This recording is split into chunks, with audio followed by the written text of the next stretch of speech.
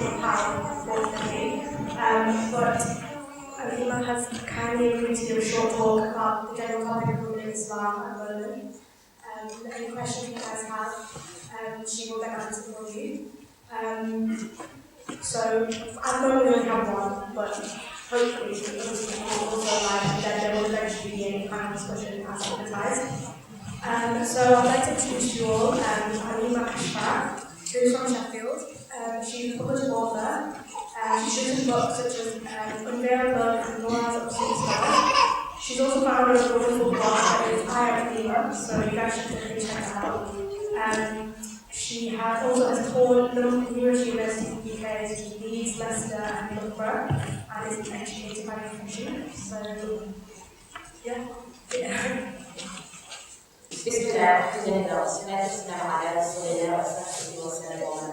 Now I'm saying that, some of you are thinking, I have no idea what he's saying. So let me translate it for you.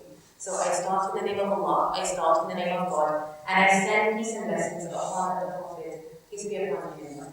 So I want to begin by a statement of Al-Hawaja. So he's a Muslim scholar. He says in 1929, so he says in 1929, perhaps there is no other aspect of Islam which has been so bitterly and wrongly criticized as is its attitudes to women.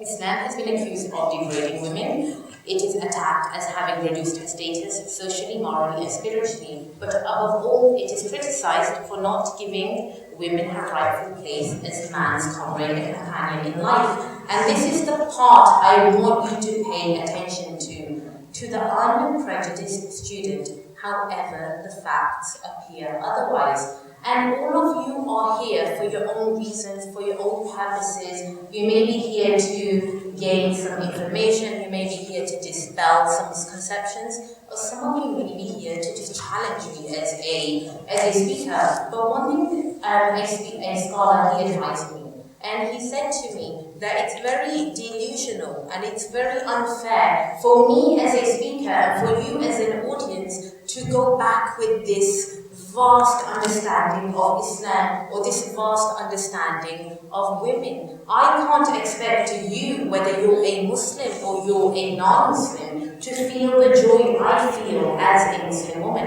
I can't even expect you to feel the joy that I feel as a Muslim, and also I can't expect you, and we are not necessarily here, that you have an understanding or appreciation of Islam. The aim of this talk and the aims of such talks is to bridge an understanding. To bridge an understanding and to build a harmonious society so we can work together for the betterment of this society, for the betterment of the UK. So that's our aim, and that should be your aim for whatever reason for your intention or for your purpose. So I want to point that out because I deliver so many talks, and you'll get someone get up and they'll ask the question, I'm like, dude, you don't understand the topic, and you have this question. I totally appreciate and I totally understand where you're coming from, because I would have an issue with that if I understood it from your perspective. But if you're willing to understand the hadith, if you're willing to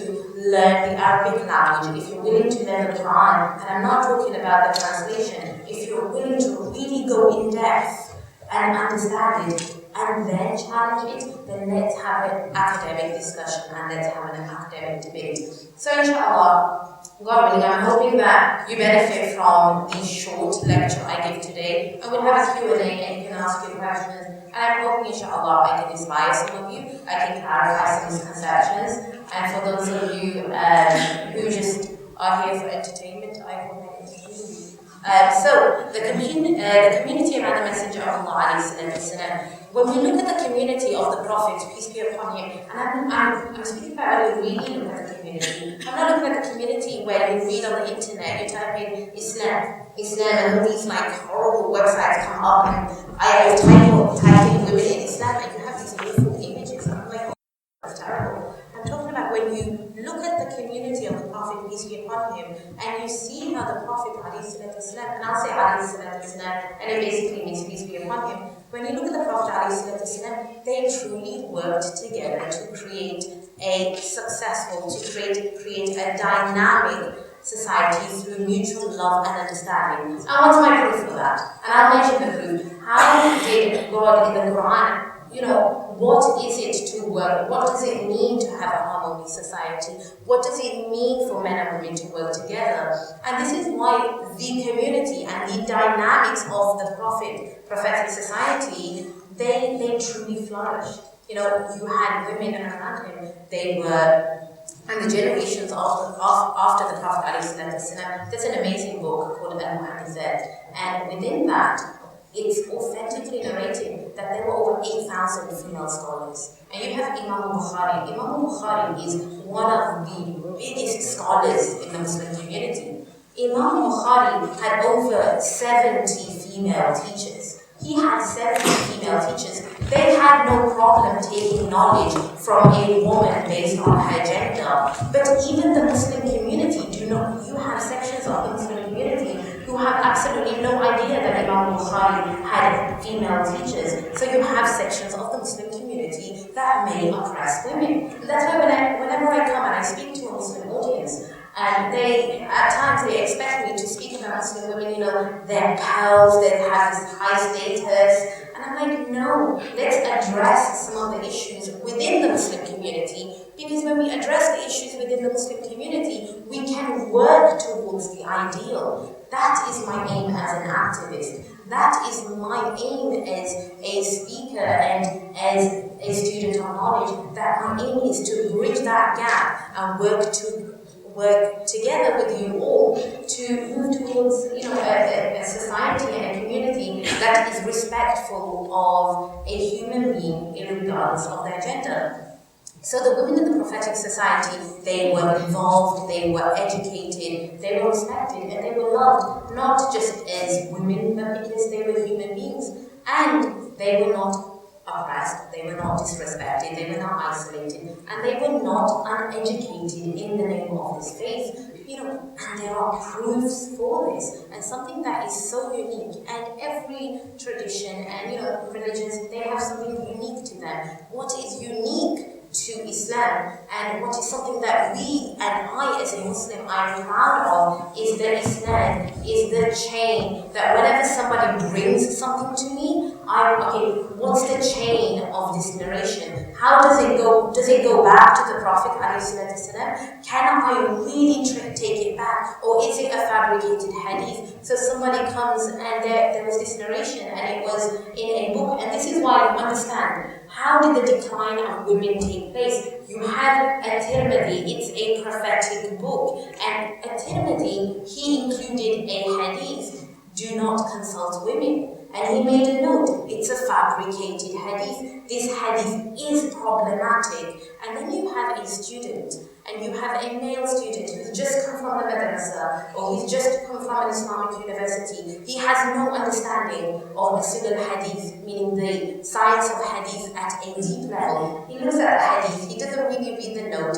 he writes a book, The Status of Women in Islam, or The Ideal Society, Do Not Consult Women. That book is printed a million times, and it's distributed in a Muslim country, and then you have the decline of women taking place, but do not consult women. And you have people taking a statement like that seriously. So we as the Muslim community, and we as activists, we look at how the decline took place, and we look at how do you get back to the ideal? How do you truly get back to that place where the Prophet ﷺ, he spoke about women and he respected them, and irregardless of the misconceptions that bring up, irregardless of when people they make up stuff about the Prophet, they bring forward a fabricated hadith, or they bring about a verse of the Quran with absolutely no context, and they bring it forward, and then you're like, okay, let me speak about this hadith, let me as a scholar, or let me as an activist, or let me as a learned person, let me really look at the hadith, let me look at where it came from. So it's important that I bring that up, so from the beginning, we have that understanding of the tradition of Islam. So whatever is going on in your mind, or whatever you're thinking in your mind, that everything has to come from evidence. And I completely understand and I completely appreciate the pain of a lot of feminist movements in the Muslim world. I feel the pain of that, and I appreciate it when I bridge the gap, because I understand where those movements emerged from. I understand why they arose. They arose from a pain. They were dealing with the pain in several Muslim countries that this is taking place against women. How do we deal with it? So we have a movement. And the problem with some of the movements and what undermined their cause and what undermined their credibility is how they responded.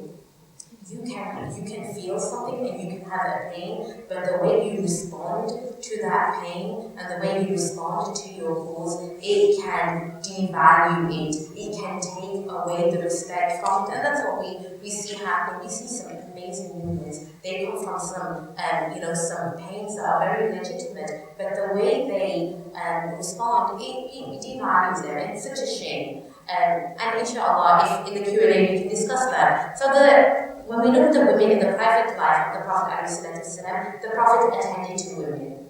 The Prophet, there's this hadith in Sahih al-Bukhari that the Prophet of Allah, he saw the women of Ansar. The women of Ansar were the women of Medina.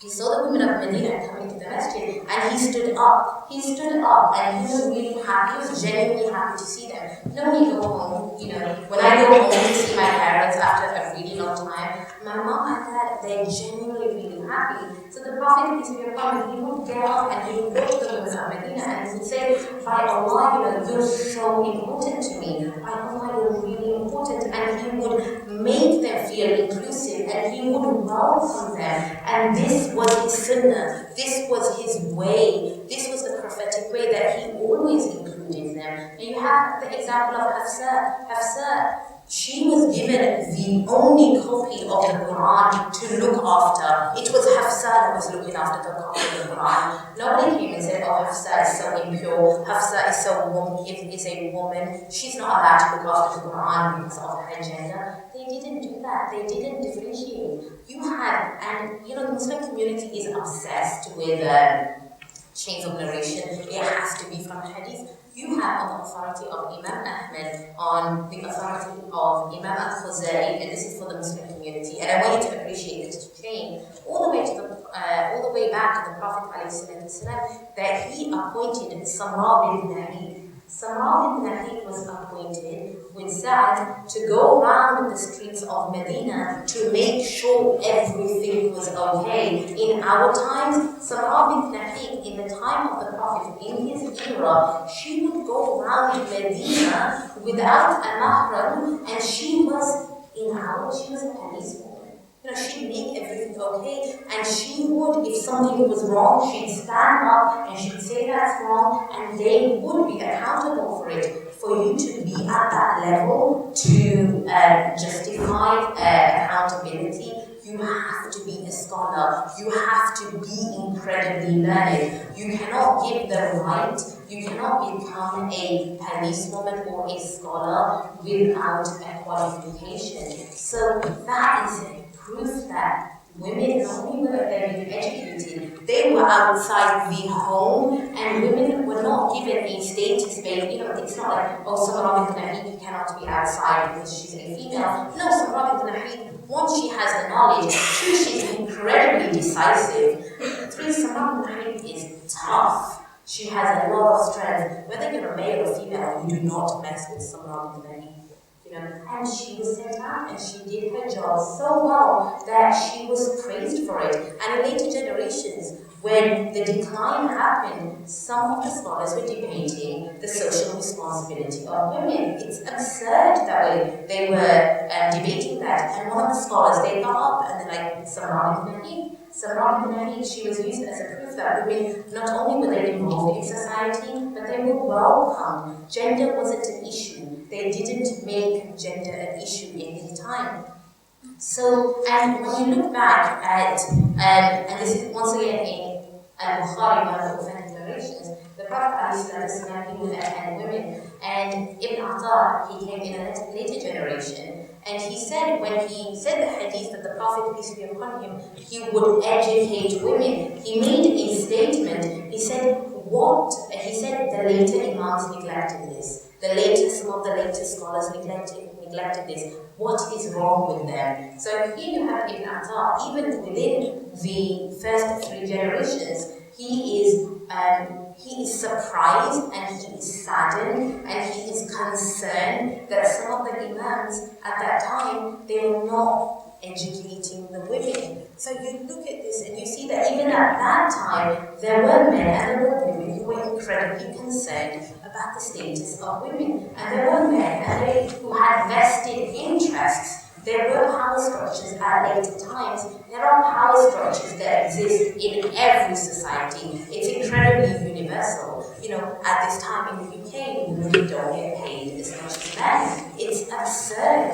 It doesn't make sense. There are power structures in place. There are vested interests that benefit from women not having a high place in society, that benefit from women not being educated, and sadly it does meet the ego of a lot of people who at times force a woman to stay within her marriage. The issue of domestic violence, it's a big issue. The Quran addresses the issue of domestic violence. The Quran speaks about Asya, how she was domestically abused by her husband Fir'aun to such an extent that it led to her death. The power structures around her didn't allow her to be rescued from it. So the Quran speaks about taking a woman out of domestic violence, about dealing with the power structures that exist so women do not suffer. And moving forward, and I mentioned my disclaimer, there's an Orientalist, her name is Mijaya. Her first name, I'll throw it out there, is Melanie, so she's not Muslim.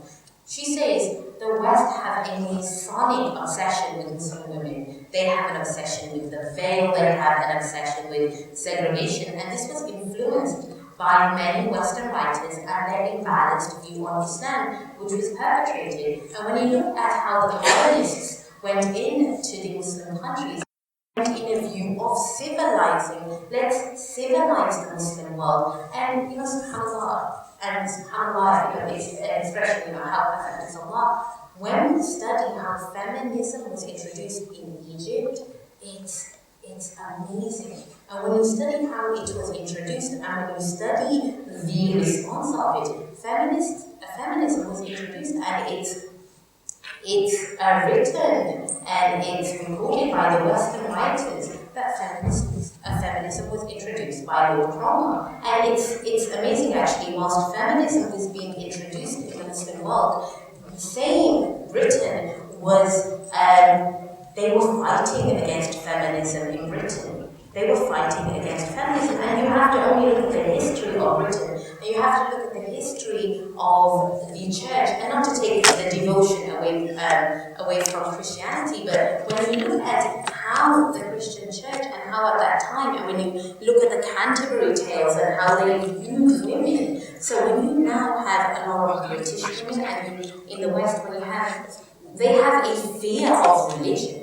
I don't blame you for having a fear of religion because you were dealing with patriarchy that was depriving you of your basic rights. So here you have Lord Cromer, and you have Qasim Emi. You could say he was the father of feminism in the Muslim world, and he wrote a book, The Liberation of Women. They had an issue with two things, the veil and segregation. And this is a discussion, Sharia, which needs to take place. Because Islam does not advocate extreme segregation. It doesn't. The Prophet's mosque had no barrier. There was no barrier there. The Prophet, peace be upon him, they would sit with their family. The Prophet, peace be upon him, when Umar bin Khattab, he made a statement and a woman disagreed with him, she was with a mixed audience. So moving away The biggest thing with Qasim Amin is they didn't challenge maternal health, they didn't challenge education, they didn't challenge issues that really concerned women. They challenged the veil and they challenged segregation. So how did the Egyptians, how did they respond back to this? And when I say the Egyptians, who had the biggest issue with the colonists? It was the socialists, it was the nationalists at that time. They had an issue with Lord Cromer and they had an issue with Qasim Amin. What did they do? How did they respond? They held on to the veil, they held on to the segregation.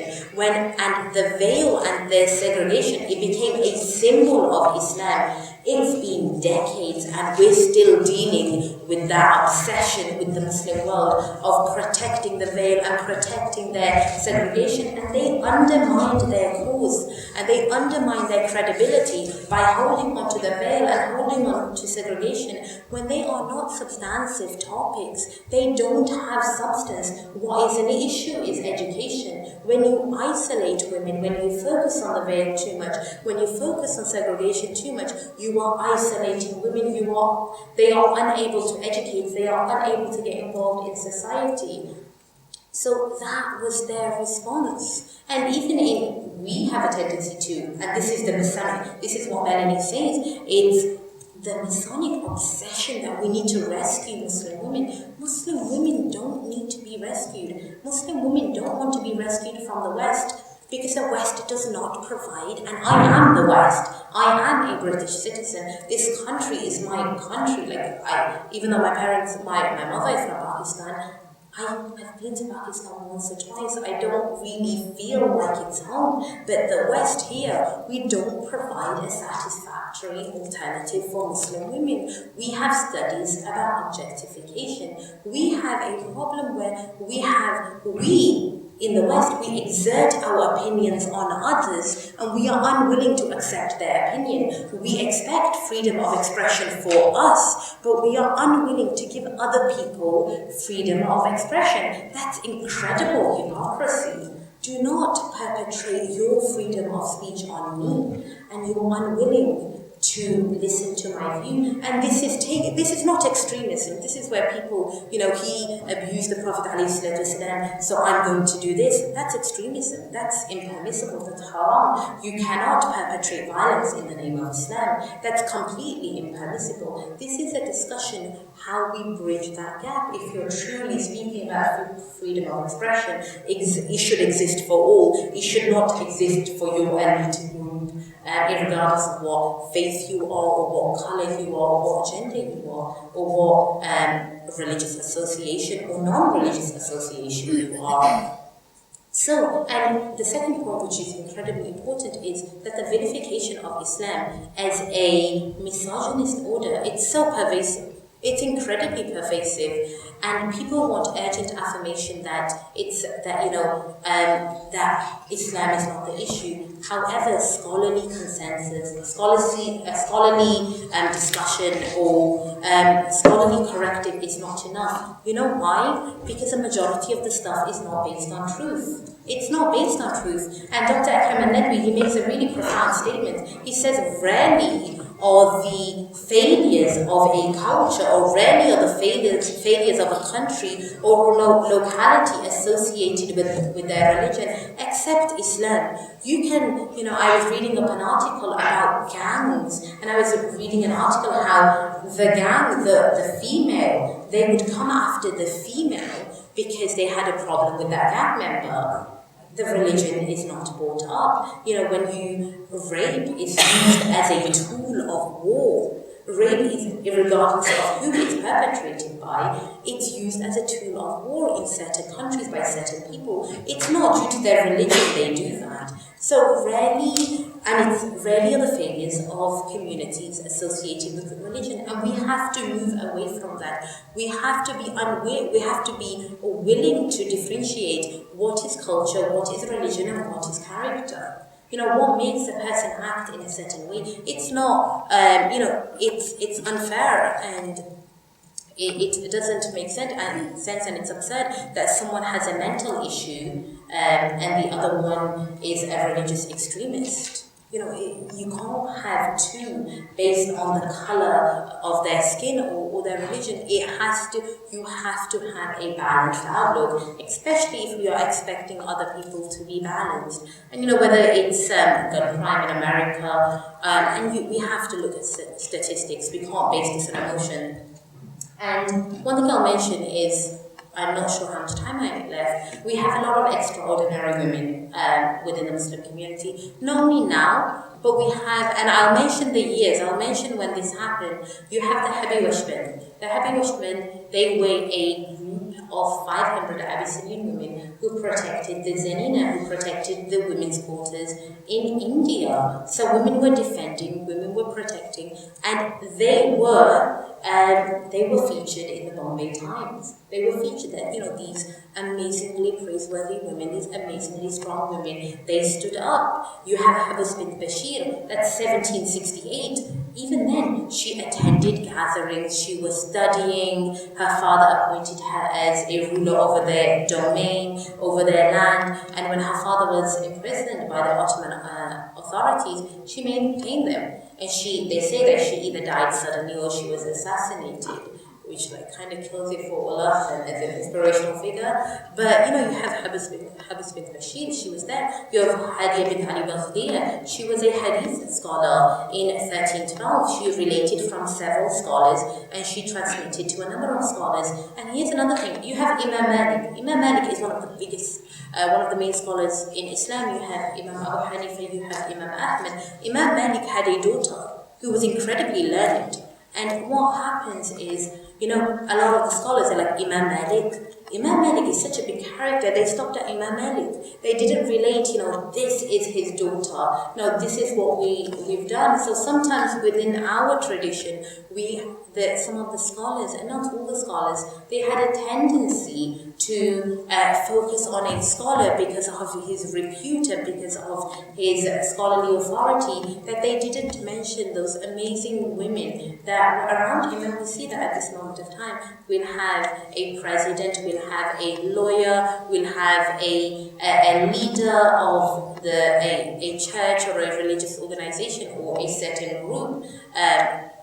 Even if they have no religious affiliation, you have no idea who their daughter is, you have no idea who their wife is. They're not necessarily in the public forefront because we're content with them as a inspirational figure. But that was a disservice to these women. That was a disservice to the legacy of women in Islam. You have Halima bint Muhammad. She was a calligrapher from Istanbul who received an ijazah, who received a qualification in calligraphy, meaning not every woman excelled in scholarship. There were women who had other means of income, they had other hobbies, they had other expertise. You have Hamda bin Ziyad and Ibn Abdullah, she was a poet.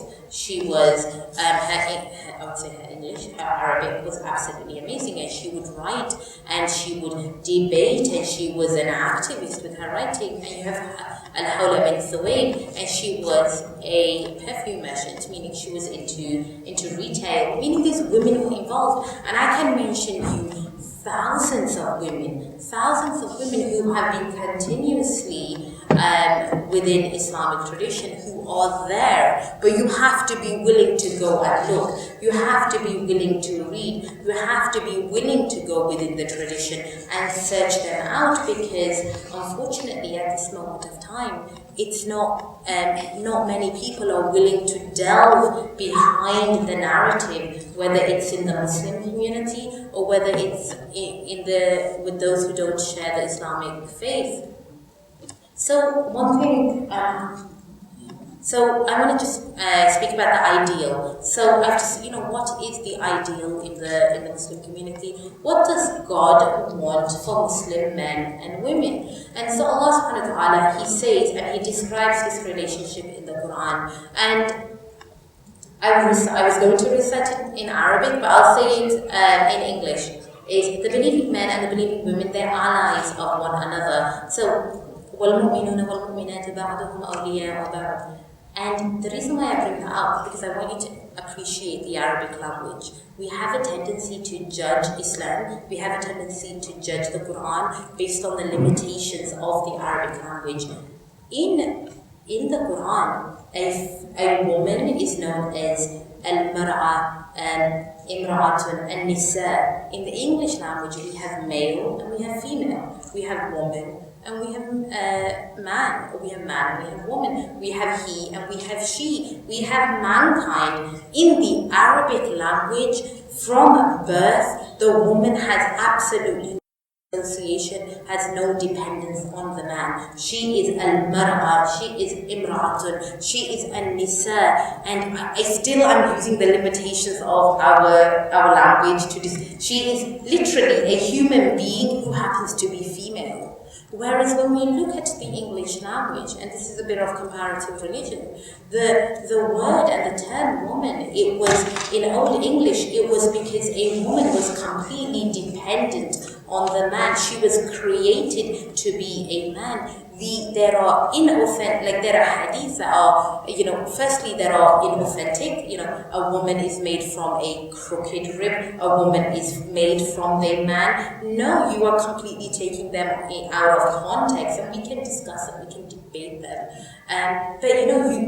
And I said, وَالْمُؤْمِنُونَ وَالْمُؤْمِنَاتِ, because even وَالْمُؤْمِنُونَ, the believing men, وَالْمُؤْمِنَاتِ, the believing women, the entity and the identity of a Muslim woman, it's completely independent. And that's something that we are incredibly proud of. You are an independent human being, and what you do in life and your potential and how it flourishes, and how are you in the sight of Allah. You are completely, and in Islam, a man and woman are completely equal in the sight of Allah subhanahu wa ta'ala.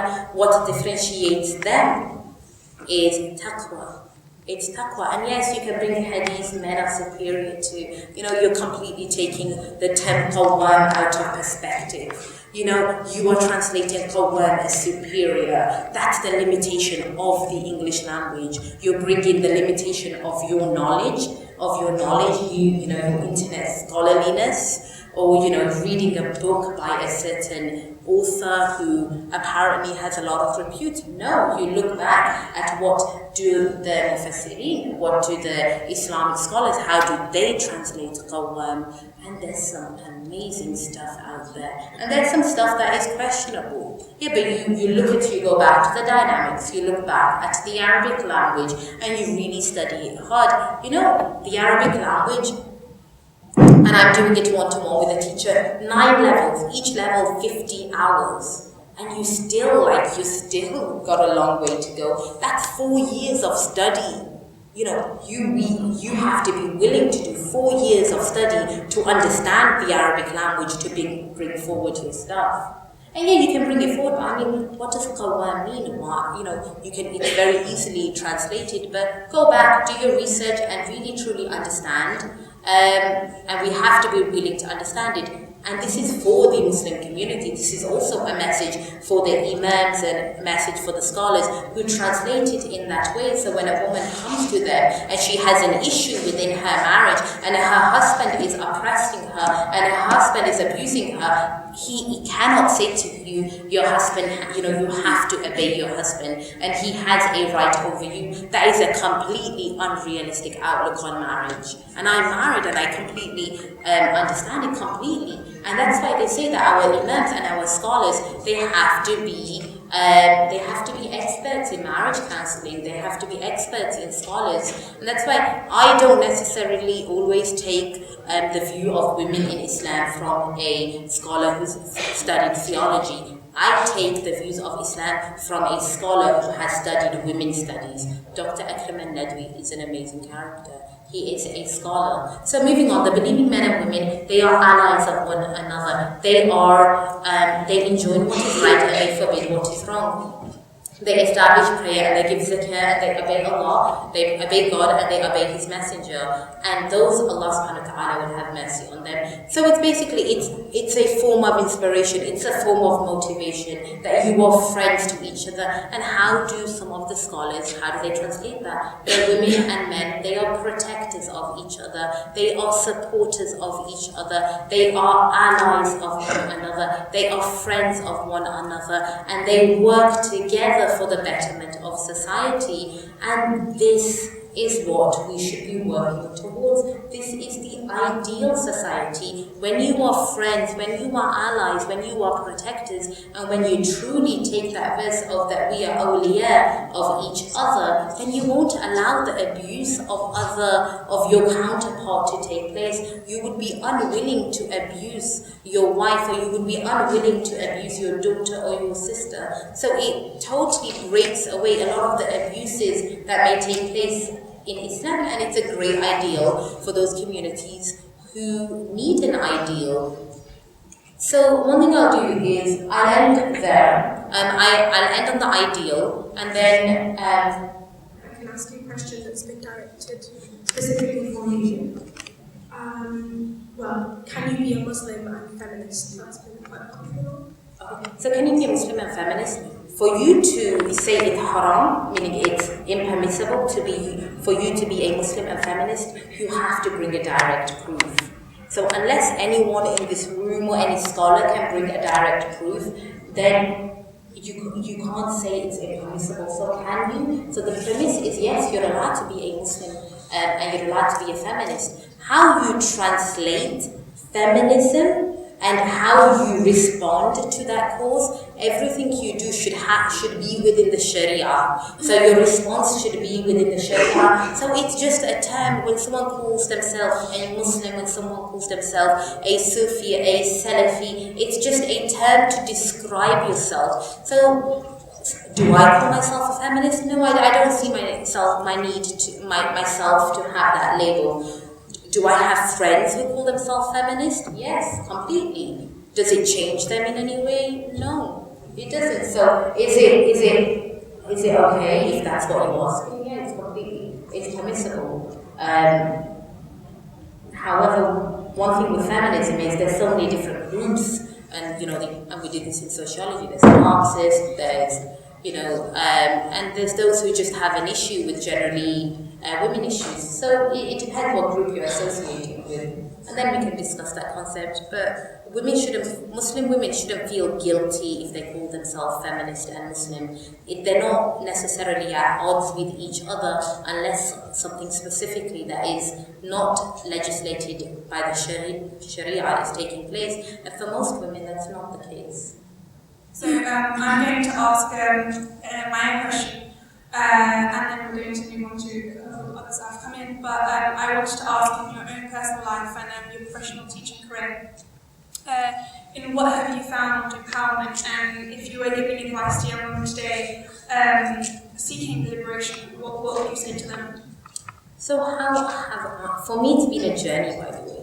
I've met different types of Muslims. I've met Muslims that have been incredibly imposing. I've met, and Muslim men and women, by the way, I've met Muslim men and women who have been incredibly liberating based on their ideal in life. So for me, my journey, I think the journey of gaining knowledge, the journey of really studying Islam at an in-depth level and really going back and looking at sources which a lot of people don't generally tread on, or they don't delve that deep. So knowledge has to be the main thing. And also there have been some amazing characters in my life, and I don't know if my husband is here, rather not crazy when he's in the room. But my husband has been one of my greatest pillars.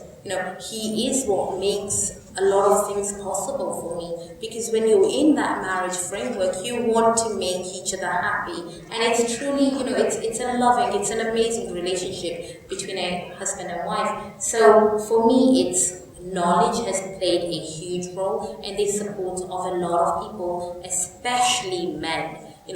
Men like brothers, but they've played an incredibly role. I remember Brother Ali from an organization I volunteered with. From the very beginning, he told us that, you have a place, and here's me, an 18-year-old who doesn't have much, who's just beginning to study Islam. It's very easy to indoctrinate me, and he's telling me that you have a place in society, and he's pushing me forward that you go and you speak publicly, you stand up for your rights. So that's one. And if I could give advice to women who are seeking liberation, number one, focus on God.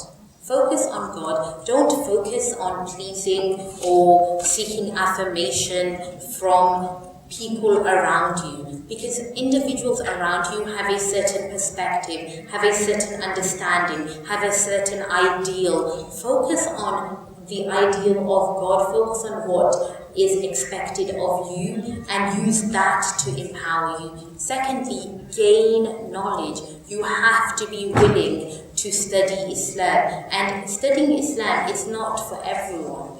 Everyone doesn't want to go in depth, but you need a basic understanding, and you have to, if this is a topic that concerns you, and it is a topic that should concern all of us, especially, it's a topic that concerns our mothers, our daughters, our sisters, it concerns the women in society, it concerns the health of society, so go back and study the prophetic society.